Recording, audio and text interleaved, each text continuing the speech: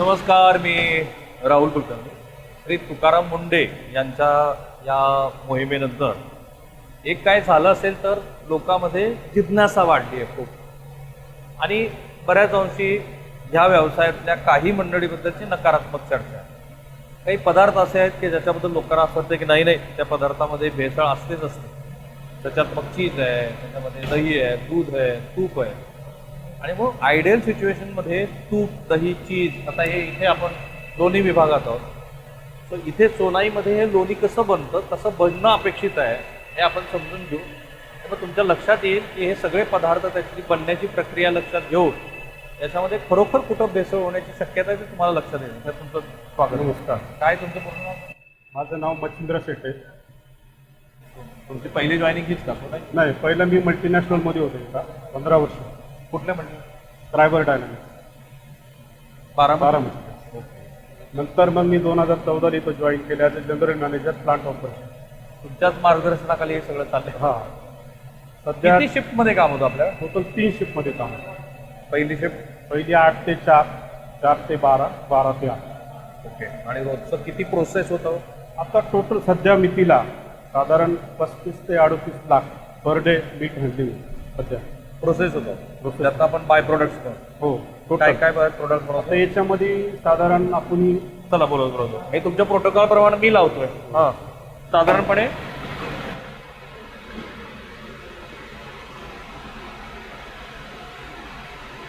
तर आपण लोणी सेक्शन मध्ये आलो. लोणी कसं बनतं हे आपण समजून घेऊ, आणि त्याप्रमाणे ही प्रक्रिया लक्षात घेऊन तुमच्या लक्षात येईल की हे बनण्यात. तर मी विचारू तुम्हाला की हो यस. हां आता 35 लाखामध्ये जर आपण बाय फर्गेसिंग केलं दुधाचं, तर साधारण आमचं 3.5 ते 4 लाख चीज पनीरसाठी जातं. नंतर 5 लाख पेजिंगसाठी जातं. नंतर 1 लाख हे पाऊच पॅकिंगसाठी जातं. साधारण 75,000 USD-साठी जातं. त्यातलं 15 ते 20,000 बाय प्रोडक्टसाठी श्रीखंड, आम्रखंड, पेढा. मोठी महाराष्ट्रातली मोठी, सगळ्यात मोठी खाजगी डेअरी तुमची. Yes yes. बरोबर ना? लोकेशन आता आणि सांगा. एवढे प्रॉडक्ट एका ठिकाणी. हां आणि जे रिमेनिंग दूध आहे हा. ते मग पावडर बनण्यासाठी जातं. SMP, WMP, dairy whitener, butter milk powder, हे पावडर. हे करण्यासाठी.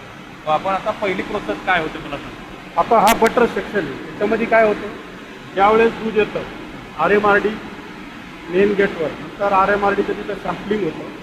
सॅम्पलिंग झाल्यानंतर जे काय आमच्या टेस्ट आहेत, जो टेस्टिंग नॉर्म्स आहेत त्याप्रमाणे टेस्टिंग होतं.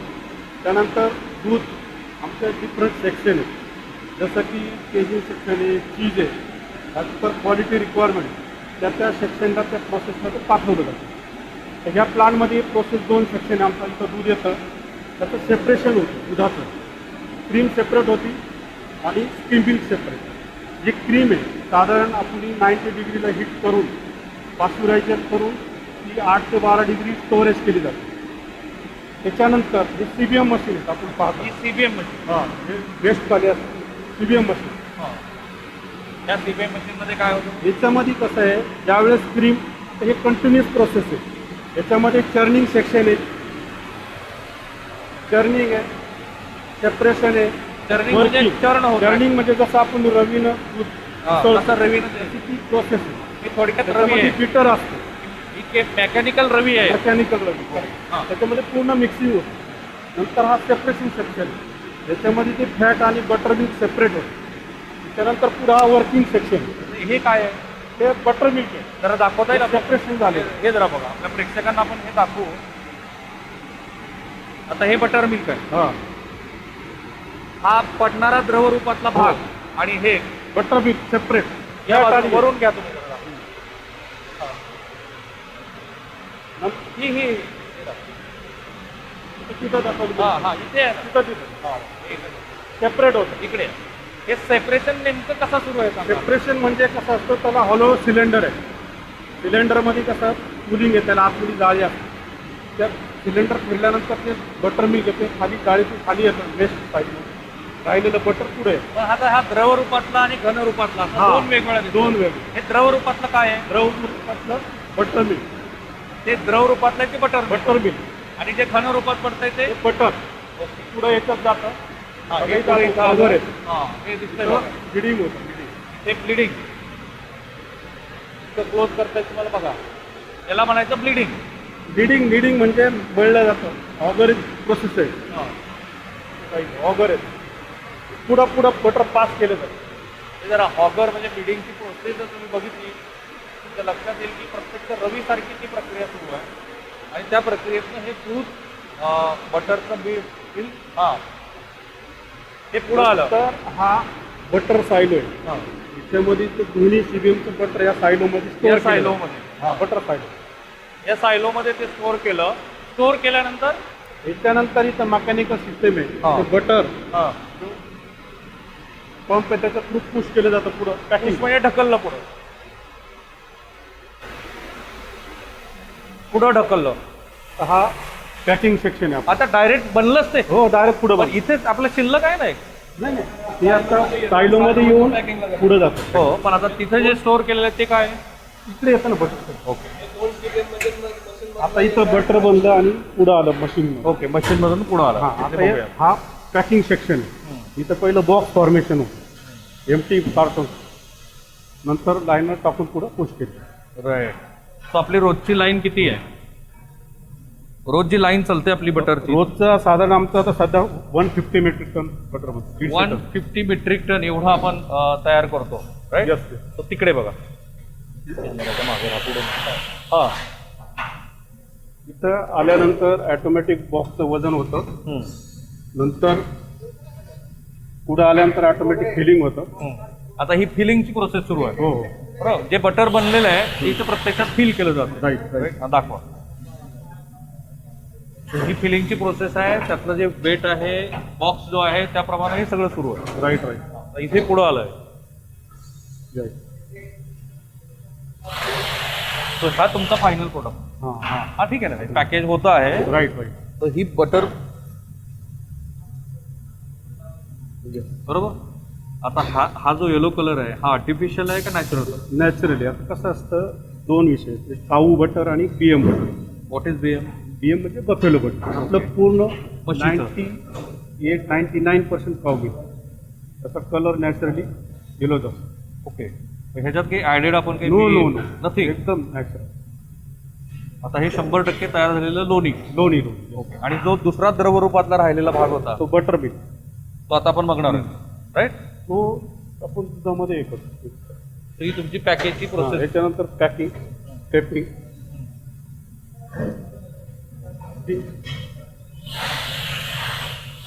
आपण जे पॅकिंग करतो ते वेगवेगळ्या वजन वर्गामध्ये करत हो असतो. राईट. ते कोणते वजन वर्ग? आमच्याकडं ते टेबल बटर असतं. हा. ते छोटे जे पॅक असतं ना त्याला टेबल बटर असतं. आणि आता हे जे म्हणतो आपण industrial use. Bulk packing. Bulk packing. पण आपण बनवताना छोटे पण बनवतो. छोटं पीस. तर हा फायनल प्रोडक्ट तुमचा बनला आणि तो आता निघालाय. त्याच्यानंतर कोल्ड स्टोरेजला आपण हे करतो. हा. कोल्ड स्टोरेजमध्ये काय प्रक्रिया होते? त्याच्यामध्ये आता कसं साधारण बटरचं टेम्परेचर 12 ते 13 डिग्री रनिंगचं. नंतर 1 डे आपण फ्रीज करतो, टेम्परिंग करतो साधारण 2 ते 3 डिग्रीपर्यंत, 4 डिग्री. नंतर ते मायनसमध्ये टाकतो आपण. -15 डिग्री. तिकडे बघा तुमच्या. आपण जेव्हा हे फायनल प्रोडक्ट बनला त्यावेळेला तो स्टोरेजला जेव्हा जातो तेव्हा किती दिवस तो ठेवायचा असतो मार्केटला प्रत्यक्षात आणण्याच्या आधी? कसं आहे याची जर सेल्फ लाईफ तशी 1 इयर. ओके. बरोबर आहे. पण कंडिशन आहे अंडर टेम्परेचर म्हणतो. Ideal temperature. -15ला तो वर्षभर बी राहू शकतो. ॲज पर ऑर्डर आपण तो डिस्पॅच करतो. कोल्ड स्टोरेज बंद पडतं. पुढे कोल्ड स्टोरेज आहे. कोल्ड स्टोरेजमध्ये आपण किती वेळ ठेवून देतो त्याला? ते काय टेम्परेचर आपण जसं as per order minimum temperature यायला पूर्ण -15 4 ते 5 दिवस लागतात. त्याच्यानंतर ॲज पर ऑर्डर आपण डिस्पॅच करतो. राईट. तर हे तुमचं कोल्ड. तो हे जे कोल्ड स्टोरेज आहे एक पहिल्यांदा इथे. राईट. वा. प्लसचं कोल्ड स्टोरेज आहे, मग मायनसमध्ये जाईल. आता हे जे आहे ते प्लस आहे म्हणजे कसं असतं तर 12 टेम्परेचर डायरेक्ट आपण ब्लास्टमध्ये टाकलं राईट. तर ते इफिशियन्सी डाऊन होईल. प्रॉपर हे होणार नाही, डिस्टर्ब होईल कुलिंग सिस्टम. हे पहिलं आपण 0 डिग्री करतो. प्री कुलिंग नंतर करते. त्यात प्री कुलिंग करायचं. आणि प्रत्यक्षात जे स्टोअर करायचं ते किती डिग्रीला करतो? ते -15 -18. -15 -15. प्रत्येक पदार्थ आयडियल सिच्युएशनमध्ये बनणं अपेक्षित आहे ते आम्ही दाखवतोय. काही प्रेक्षकांना आता तो द्रव रूपातला जो पदार्थ आहे तो कुठे गेला हा प्रश्न पडेल. बटर मिल्क येते. बटर मिल्क आपण रेग्युलर मिल्कमध्ये परत ब्लेंड करतो. ओके. मिल्कचाच पार्ट येतो. हो. तो कोल्ड स्टोरेज आहे हा, मध्ये. yes. फायनली आपण जो प्रोडक्ट ठेवतो तो, इथं ठेवतो. येस. आणि हा किती डिग्री सेल्सिअसचा ठेवायचा आहे? हे -15 to म्हणजे -18 पर्यंत आपण हे करतो. पण आता किती डिग्री आता आहे? -13 सध्या. 13 डिग्री मायनस वजा 13 डिग्री वजा 13 सेल्सिअस. तसे -21-22 पर्यंत जातं. हो येस. राईट. सो हा तुम्ही प्रोडक्ट बघितला त्याच्यानंतर मला असं वाटतं की जे महत्त्वाचे तेल, तूप, दही, दूध, लोणी हे सगळे प्रोडक्ट आम्ही तुम्हाला दाखवणार आहोत आणि हे पण समजून घ्यायला हवं की हे कशा पद्धतीने बनतं. सो नेक्स्ट प्रोडक्ट आपण बघूया. चला. 10,000 आणि या बिझनेसवर अवलंबून असणारे 15,000 तरी असतील, 15-20 हजार. डायरेक्ट 3 आणि हे 15, साधारणतः 18,000 लोक. आणि इथं मिनिमम वेजेस आपण काय देतो? लेडीज असतात त्यांना बसची सुविधा आहे आणि त्यांना सगळ्या फॅसिलिटी देतो. सुट्ट्या वगैरे सगळ्या देतो.